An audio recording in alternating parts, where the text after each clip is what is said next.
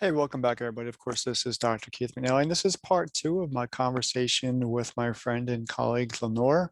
And we're going to continue the conversation regarding how we're helping transitioning military personnel really gain the confidence and the competence to become IT professionals. Now, typically in my posts on here on LinkedIn or anywhere else on social media, I call them superheroes in the IT world. And that's what we're really doing. We're building superheroes. But the steps, the initial steps to get them from zero to hero, well, there are some challenges that we face in the classroom. So please join us as Lenore and I talk about those challenges and how we overcome them. I know, and when we get to Azure for in my classroom, it's like I want to go in and start building stuff. And I said, I got two things, and then I added a third. I said, we plan first, and Right, we deploy second. And then once we deploy, we got to test. So that's my right, third. So exactly. they want to get in and start, and then everything goes awry. So Right, is it the same thing in application development? absolutely. Generally, what they'll do is we'll provide them with a direction. We'll give them kind of instructions. In the beginning, we're really specific. Here's the exercise we need you to do. You need to do this, this, this, this, this, this, and this. And that's what I expect to receive back from you. So what they'll do is instead of thinking about and applying what they've learned that particular week or from the weeks before, they go out and they search on Stack Overflow and they come up with somebody's code. And that's okay by me. I tell them you're allowed to do that, but I want you to reference that you took this from somebody. Mhm. Right? Don't just take it and present it as if it's your own code, because I may ask you to read it and explain it. And if you can't read it and explain it, I'm going to know you don't know anything about it. So the other focus that I have is I want them to be able to read the code. Can you read this?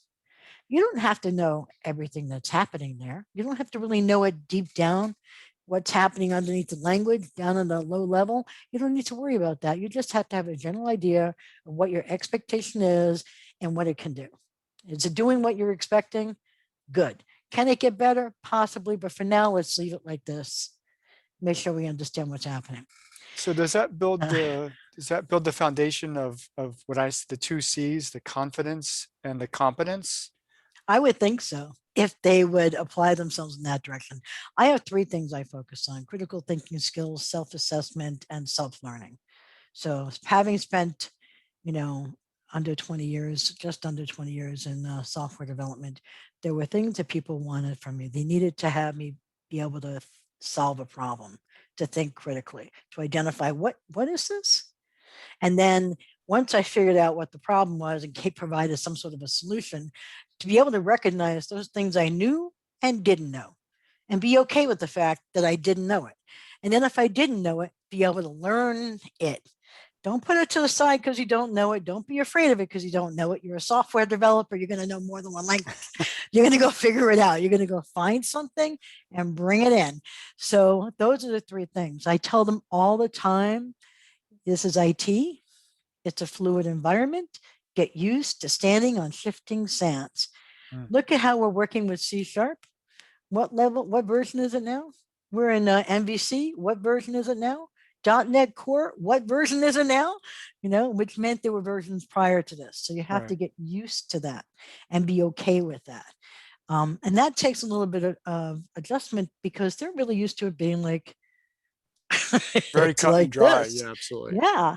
So it's always a challenge. And there's some resistance, especially if they've been in the Corps because they're Marines, they've been in the Corps for maybe 20 or so years. Mm. There'll be some sort of resistance.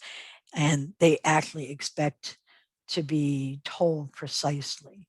Not that they're not. I mean, I do have lots of students who are retirees that can be very flexible and can make the adjustment from where a military training standpoint to say the civilian standpoint. And I use my training, the way I'm training them is what I would do and how I learned in the industry. hmm Once again, Lenore, thank you so much for your time.